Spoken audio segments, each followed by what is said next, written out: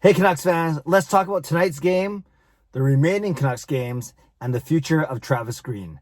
I'm Clay Emo. I'm at Canuck Clay on Twitter. I'm at Clayton Emo on Instagram. I'm the founder of the GLCPC, the Good Looking Canucks Positivity Club. This is my Canucks take. All in one take. It's Clay's Canucks commentary for Tuesday, May the 11th. This is where you get Canucks insight that's positive and timely. Shout out to my Hall of Fame members, Jens95, simalexander, Just Incredible, nucksfan number 29, Lucas Gates, Chris Seifried, Adam Broomfield, Shea Family Channel, and Jamie's Sports Talk and more.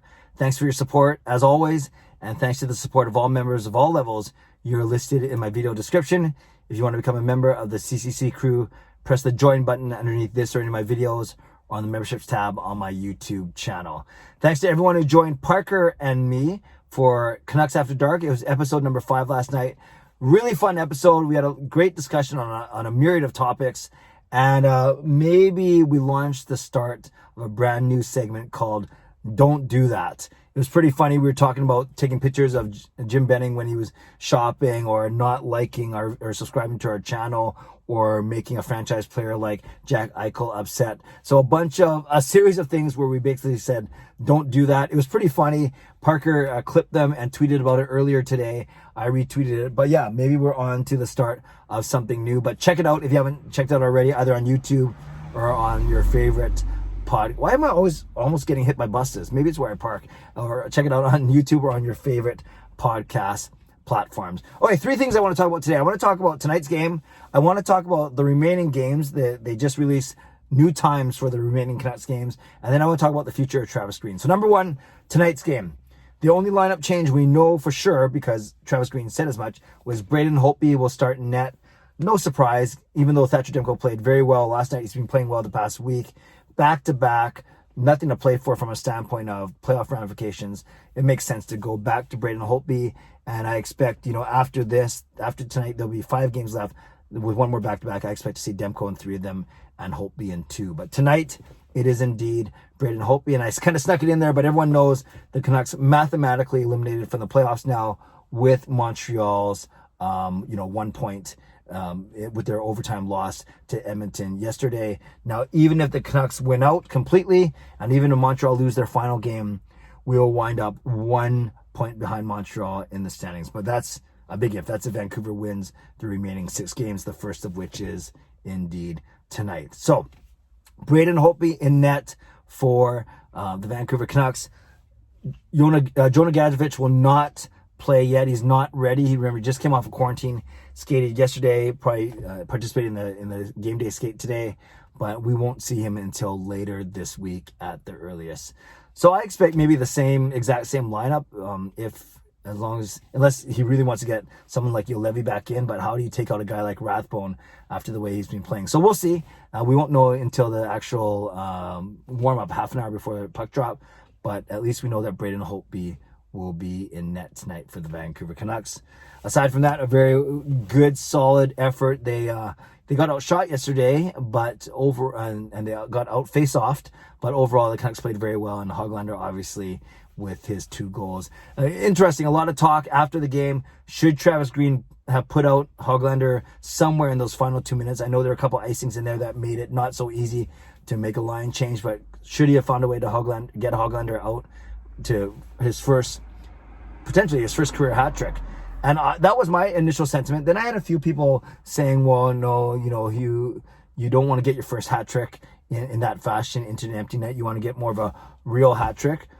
All I know is whether I'm playing in my men's roller hockey league or if I was playing in the NHL, a hat trick's a hat trick. They're not going to put a star beside it and say, actually, only 2 of these were against the goalie. So, it would be nice to see it, but I still think that he will get, hopefully, many opportunities to get a hat trick throughout his career. At least that is the hope. So that's enough about last night's game. They play the exact same team tonight. And then don't forget my post-game live stream tonight at 10 p.m. I hope you would join me for that. The second thing I want to talk about is they announced the times for the final Canucks games of the season. Now, remember when they rejigged the schedule a couple times, they had Vancouver and Calgary playing, they're going to be playing each other 3 times in the Canucks final 5 games or whatever. And they had it where they actually didn't name game times.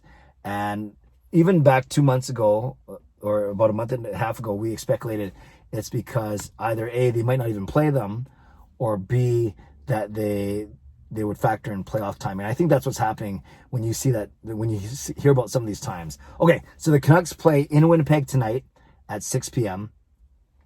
Then on Thursday, they play in Calgary, and that is, I think that's a 5 p.m. or 6 p.m. start. So it's a more regular, I'm pretty sure it's 6 p.m. actually on Thursday. So that's a normal time. That's 7 o'clock Calgary start time.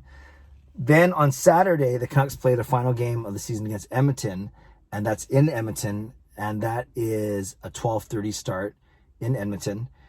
And then they turn around and play the next night, the Canucks do, at home, Calgary, Sunday night at 7:30. So that makes sense. 12:30 on the Saturday, then 7:30 on the Sunday. At least it's more than a 24-hour gap in between the games. Then it's a break. Then Tuesday night, the Canucks host Calgary, but that's at 1 p.m. I know, really strange, and there's a reason why I'm upset about that one. And then finally, they fly to Calgary to wind up the season in Calgary on Wednesday at a 12:30 p.m. start. So there's a couple of things here. Not sure why they have Vancouver hosting Calgary Sunday, Tuesday, and then flying to Calgary to play them on Wednesday. Why didn't they just make Sunday a game in Calgary, and then you fly back, because the Canucks are coming from Edmonton, so that's quick. Then you fly back and you play the last two at home against Calgary. But instead, they're playing Vancouver, and then in Calgary. That's kind of weird. And then that's not even to mention that they're playing Calgary on Thursday, Edmonton on Saturday, and then Calgary Sunday, Tuesday, Wednesday. Maybe they didn't want to go Calgary 4 times in a row. But we just did that against Ottawa. So regardless, that's kind of weird. It makes sense that they're bumping the Tuesday and Wednesday games to afternoon games because the NHL playoffs will be in full swing by then. And obviously the NHL wants to focus on the playoff games in the primetime slots, 4 p.m. and 7 p.m. or anytime around that time. So I get that as well. So I understand that part. And we knew that this was going to be a possibility ever since they announced the rejig schedule. In fact, the playoffs are starting this weekend. It's kind of weird that the Canucks will, I think Boston and Washington kick off their series on Saturday, and the Canucks will still have 3 regular season games after that. 2 of them, of course, in the afternoon. But what makes me upset, I shouldn't say upset, that's too strong of a word, but no, I'm upset. I had plans to go with Marie to the Tuesday night game. It's the last home game of the season. Marie singing the anthem. You want your best singers singing the last game. All makes sense. And I was going to go as her guest, and I wasn't going to tweet or take too many pictures because I don't want to get in trouble like last time. That's another story. But yeah, I had plans to go with Marie. We're going to catch up. She was going to join me for my post-game live stream. It was going to be awesome. But then when they changed the time, I looked, and of course, my job is actually pretty flexible. Heck, I can jump out and once in a while and do these vlogs at lunchtime. But then on Tuesday the 18th, even though the game's at 1, I have a meeting that I'm presenting at 1. So it's not like I can just skip that meeting and then go to the hockey game. So unfortunately, I will not be able to go to the hockey game with Marie. I will not be able to see the final home game of the season. I will not be able to support Marie. I will not be able to brag that I got to go to 2 games this season. Alas, she has to find childcare now because it's a daytime game, and she will have to find someone else to go with her. So I was grateful for her invitation. I was excited to go watch a game, the final home game of the season, but it wasn't meant to be. So that's just a very small thing. And then on Wednesday night, supposed to be Wednesday night, I was going to do my watch the game, live stream, my reaction, my commentary, and then do my little mini concert, organ music, and then my mini concert during the game or after the game. But I can't do that 1 o'clock. A, no one's going to watch it. B, I don't think I'm even available because I have to work.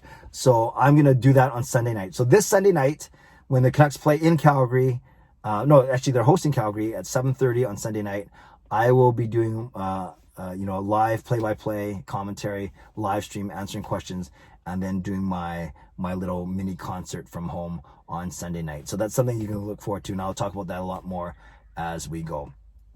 Well, this vlog's going to be long, I can tell. Lastly, Travis Green. Talked to the media. He's been talking to media before and after every game, to his credit. And today was quite reflective, quite honest. And they talked about his future. And he said, while he's not going to talk about his contract in the media, in the public, he did reiterate that just as he said when he first came here on his very first day of coaching the Vancouver Canucks, that he still wants to coach the Vancouver Canucks. And then he said right after that, and I have a great relationship with Jim Bending, and he wants me to coach the Vancouver Canucks. So this kind of goes along with what I've been saying all along. I actually think there's a deal to be made. We don't know the offers, the negotiations, the counter offers. We don't know how close or how far apart they are. But I have a feeling that they will get this done and that Travis Green will be signed to another 2 or 3 year extension. That's my gut feeling. You guys know I've been saying this all season. I still think it to be true. I don't think Ian Clark's coming back, and who knows about Jim Benning, although I think he's going to be back too. But I do think that Travis Green will be back. And just reading between the lines of what he said today, of course, even if he wasn't going to be offered a contract, I don't think he's going to come out there and say, well, I'm done after this, after this season. I only have 6 games left. He's not going to say that. But just in the way, what he did say, I do think that he's going to be coming back, and I would be absolutely fine with that.